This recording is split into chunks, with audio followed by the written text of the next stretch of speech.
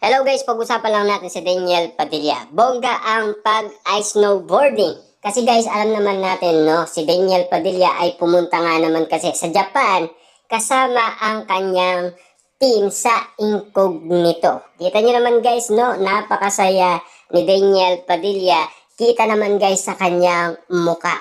Grabe nga naman kasi parang walang pinagbago si Daniel Padilla. Gwapo pa rin hanggang ngayon kahit na iwalay na sila ni Catherine Bernardo. Pero take note guys 2 years nang walang ka-Valentine si Daniel Padilla. Last 2024 hanggang 2025. Ganyan katindi umano guys ang Daniel Padilla. Natiis niya umano na walang kadate sa Valentine's, lalong-lalo na kasi guys, hindi pa siya nakaka-move on sa iwalayan Katniel. Hanggang ngayon daw, talagang baon na baon pa rin ni Daniel Padilla ang nasabing 11 years na relationship nila ni Catherine Bernardo. Ayon guys sa balita, inaangaan ng netizens ang usay ni Daniel Padilla sa pag-ice snowboarding sa Japan.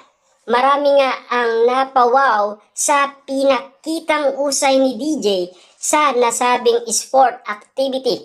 Maraming ginulat si DJ.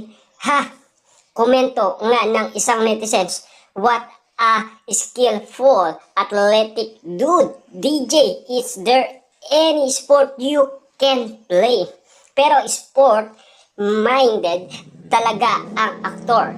Alam niyo ba ang bagong lumipad pa Japan ay naglaro muna ito ng basketball with friend. Magaling din sa badminton, tennis at golf si Daniel Padilla. Lalo-lalo guys sa basketball, napakausay ni Daniel Padilla. Tinawag nga naman kasi siyang ari ng 3-pointer nung siya ay naglalaro nga naman kasi ng basketball. Ganon katindi guys ang skill ni Daniel Padilla na talagang sport-minded siya. Kita nyo naman guys, napakagaling at napausay nga naman kasi ni Daniel Padilla at ginulat ang karamihan sa kanyang ice snowboarding sa Japan. Kita nyo naman guys, no, talagang nilibang ni Daniel Padilla ang kanyang sarili na alam naman natin kasi guys, yan ang kasiyaan ni Daniel Padilla na alam naman natin kasi guys, wala siyang kadate noong Valentine's Day. Yan guys ang kasiyaan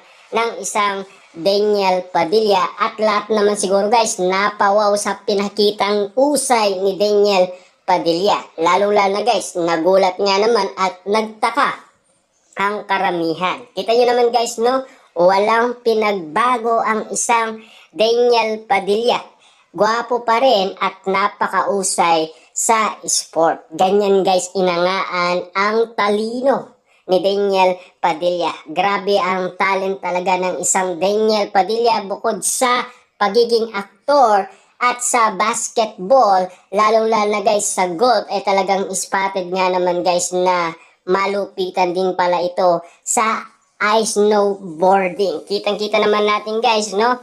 Kahit na sa badminton at tennis. Yan kasi guys ang ilig ng isang Daniel Padilla. Pero marami pa rin tayo guys na papabalitaan na talagang sinusuyong muli ni Daniel Padilla ang kanyang dating ex-girlfriend na si Catherine Bernardo. Samantala nga ni DJ at mga co-star niya sa incognito na sina Ian at Anthony ang break nila sa taping at nag-enjoy talaga sila sa paglalaro sa snow. Opya nga ang avid viewers na nangungunang action serye na incognito na sana ay may mga hard action scene din ang cast sa snow. Bet nila yung eksenang nag-aabulan, nakikipagbarilan at nakikipagsuntukan ang mga bida ng serye abang nag-ice snowboarding sila. Yan kasi guys ang mga pinag-uusapan ng mga netizens, lalong-lalo na guys ang mga solid fans ni Daniel Padilla na talagang ginulat umano ng isang Daniel Padilla sa kanyang karagdagan na skill sa ay snowboarding. Ganon kalupit nga naman kasi guys ang isang Daniel Padilla. Pero talaga guys, mausay si Daniel Padilla. Noon pa man ay pinakita niya na yan. Pero alam naman natin guys, kagulat-gulat din nga naman kasi dahil kung ang iba ay hindi pa nalalaman umano ang usay ni Daniel Padilla. Lalong-lalo guys, mahilig nga naman sila mag-travel noon ni Catherine Bernardo. Yan kasi guys, ang libangan nila after ng kanilang trabaho. Yan kasi guys, ang pinakailig din ni Catherine Bernardo na nasanay umano si Daniel Padilla na sumama kay Catherine Bernardo dahil wala nga naman siyang magawa sa bahay, kundi sumama na lang sa kanyang girlfriend na si Catherine Bernardo dahil ang ilig nila ay mag-travel around the world. Ganyan guys, kalupit umano ang isang Catherine Bernardo. Gusto niyang libangin ang kanyang sarili at mag-enjoy sa iba't ibang bansa. Lalo-lalo na guys, paborito umano ni Daniel Padilla ang bansang Japan. Kita nyo naman guys, no? Pinag-uusapan last 2023 na si Daniel Padilla ay pabalik-balik nga naman kasi sa bansang Japan. At ayon kasi guys, sa ina nito na si Carla Estrada, ang paborito kasing bansa ni Daniel Padilla ay walang iba kundi ang Japan. Kaya nga naman guys, kung masisilayan ninyo, madalas umanong silang pumunta sa Japan, sina Catherine Bernardo at Daniel Padilla. Sa dami nga naman nilang mga larawan na kumakalat nga naman kasi sa iba't ibang social media platform.